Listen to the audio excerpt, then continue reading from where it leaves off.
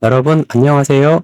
TVN 토일 드라마 태풍상사 지금 난리 났습니다. 첫 방송 5.9%로 시작해서 2회 만에 6.8%를 찍으면서 자체 최고 기록 경신했고요. 2025년 TVN 토일 드라마 중 역대 4위 오프닝이라는 어마어마한 성적을 거뒀어요. 그런데 여러분, 이게 단순히 이준호 배우 인기 때문일까요? 아닙니다. 1997년 IMF라는 절체절명의 위기 속에서 철없던 청춘 강태풍이 어떻게 회사를 살려낼 것인가. 이 엄청난 스토리 때문에 시청자들이 열광하고 있는 겁니다. 오늘은 여러분께 태풍상사 전반부를 완벽하게 분석하고 앞으로 어떤 반전이 기다리고 있는지 제가 확신하는 4가지 시나리오를 독점 공개합니다. 구독과 좋아요는 필수. 자, 시작합니다. 먼저 이 드라마가 왜 이렇게 화제인지부터 짚고 넘어가야 합니다. 제작진이 배경으로 선택한 1997년. 이건 그냥 과거의 이야기가 아니에요. 바로 대한민국 국가부도 사태, IMF 위기가 터진 해입니다. 여러분의 부모님 세대가 직접 겪었던 기업들이 줄줄이 무너지고 가정이 파괴되고 모든 게 한순간에 무너져 내렸던 그 충격적인 시대. 강태풍이라는 캐릭터는 IMF 직전까지 부모님이 벌어준 돈으로 아무 걱정 없이 낭만을 즐기던 청춘이었어요. 그런데 1997년 11월 국가가 IMF에 구제금융을 신청하면서 그의 인생이 완전히 뒤바뀝니다. 아버지 회사 태풍상사가 휘청이기 시작하고 강태풍은 생존을 위해 각성해야만 하는 상황에 놓이는 거죠. 이게 바로 이 드라마의 핵심입니다. 풍요에서 절망으로, 낭만에서 생존으로 이 극적인 갭이 시청자들에게 엄청난 몰입감을 주는 거예요. 게다가 넷플릭스랑 독점 계약 맺고 전 세계 50개국 동시 공개된다고요? 이건 한국만의 이야기가 아니라 글로벌 위기 극복 서사로 확장되는 겁니다. 아시아 금융위기라는 더 큰 맥락에서 봤을 때 전 세계 시청자들도 공감할 수 있는 보편적인 희망의 메시지를 담고 있어요. 자, 그럼 주인공 강태풍이 어떻게 각성했는지 볼까요? 드라마 초반 태풍은 정말 철없는 청춘이었습니다. 아버지 회사가 휘청이는 것도 모르고 친구들이랑 놀고 연애하고 그냥 평범한 20대 청년이었죠. 그런데 결정적인 사건이 터집니다. 친구 윤성이가 갑자기 야반도주를 하는 거예요. 윤성은 태풍에게 이렇게 말합니다. 절대 사람을 믿지 말라. 이건 단순한 충고가 아니에요. IMF 시대의 냉혹한 현실을 상징하는 대사입니다. 사람들이 서로 믿지 못하고 각자 도생해야만 살아남을 수 있었던 그 시대를요. 그런데 강태풍은 어떻게 했을까요?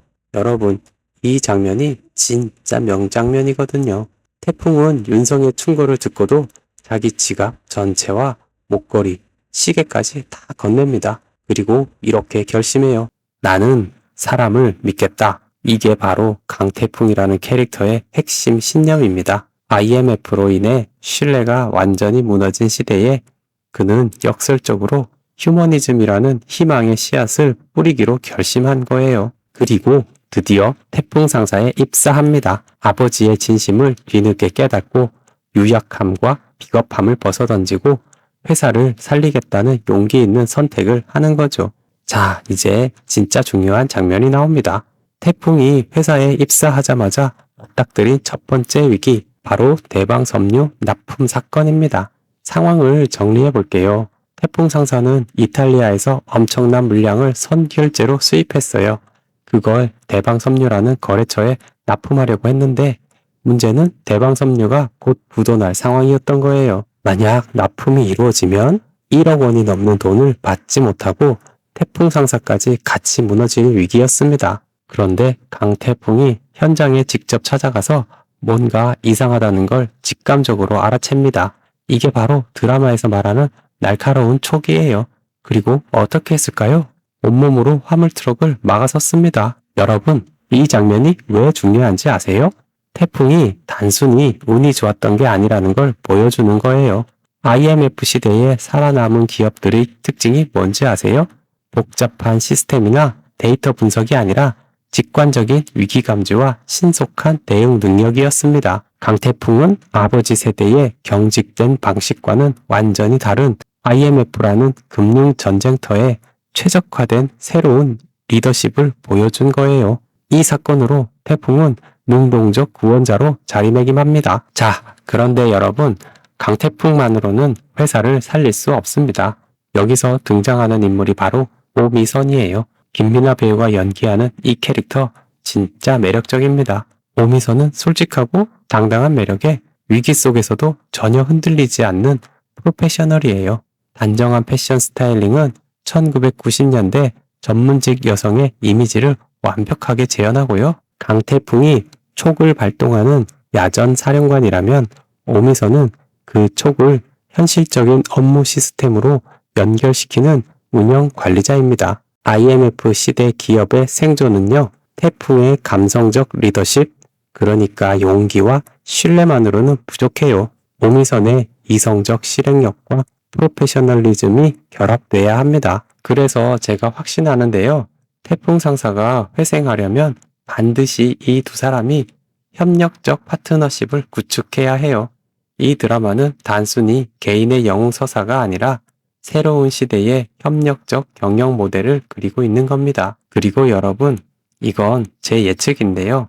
이 두 사람 사이에 로맨스 라인이 본격화될 가능성이 매우 높습니다. 자, 드디어 본격적인 담화 예측이 들어갑니다. 첫 번째 시나리오, 강태풍식 속도 경영에 대한 내부 반발이 터질 겁니다. 생각해보세요.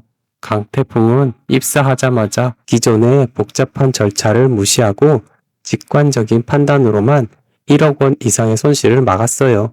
겉으로 보면 대단한 성과죠. 하지만 기존 직원들 입장에서는 어떨까요? 오랫동안 회사에 몸담았던 이창훈, 김재화 같은 직원들은 태풍의 젊은 리더십을 무례하거나 위험한 도박으로 볼 수 있어요. 다음 화에서는 강태풍이 새로운 거래처를 발굴하거나 비용을 대폭 절감하려는 과정에서 기존 조직의 관료주의와 정면 충돌할 겁니다. 이때 오미선의 역할이 정말 중요해져요. 그녀가 태풍의 비전과 직원들의 현실 사이를 중재하면서 내부의 신뢰를 구축하는 핵심 역할을 맡을 것으로 보입니다. 이 내부 갈등 없이는 드라마가 진행될 수 없어요. 조직을 하나로 만드는 과정 자체가 태풍의 리더십을 증명하는 시험대니까요. 자, 두 번째 시나리오. 이건 제가 가장 확신하는 예측입니다. 친구 윤성이 반드시 돌아옵니다. 드라마 초반에 윤성은 태풍에게 도움을 받지만 절대 사람을 믿지 말라는 경고를 남기고 떠났어요. 이 캐릭터는 지금 가장 강력한 서사적 시한폭탄입니다. 윤성이 돌아오는 방식은 두 가지예요. 첫 번째, 배신의 시나리오.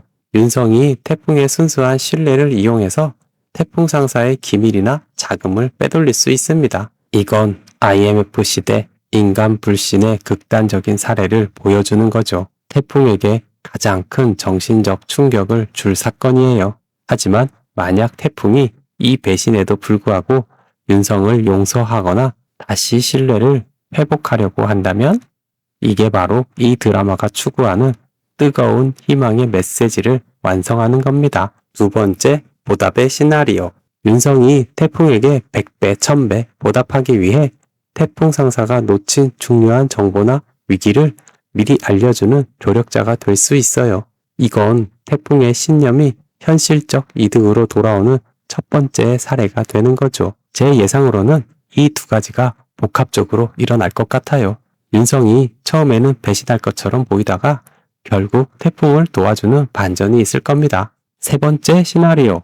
여러분이 다들 기다리시는 로맨스 라인입니다. 강태풍과 오미선, 이 두 사람의 감정선이 본격화될 겁니다. 지금까지 두 사람은 대방섬유 납품 저지 사건처럼 위기 상황을 함께 돌파하면서 가장 긴밀한 파트너십을 구축했어요. 로맨스 드라마의 공식이 뭔지 아세요? 극한의 스트레스 상황에서의 협력은 감정적 연대를 가속화시키는 가장 강력한 촉매제입니다. 앞으로 두 사람이 내부 반발이나 외부 위협에 맞서 힘을 합치는 장면이 계속 반복될 거예요. 미선은 태풍의 용기와 직권에 점점 감명받고 태풍은 미선의 현실적인 능력과 강인함에 의지하게 되는 거죠. 제 예상으로는 7회 또는 8회 방영분을 기점으로 두 사람의 감정적 교류가 본격화될 겁니다. 상호 의존과 존중을 바탕으로 한 이 로맨스 라인은 단순히 달달한 장면을 보여주는 게 아니라 새로운 시대의 협력적 리더십을 상징하는 의미도 있어요. 이게 진짜 로맨스죠.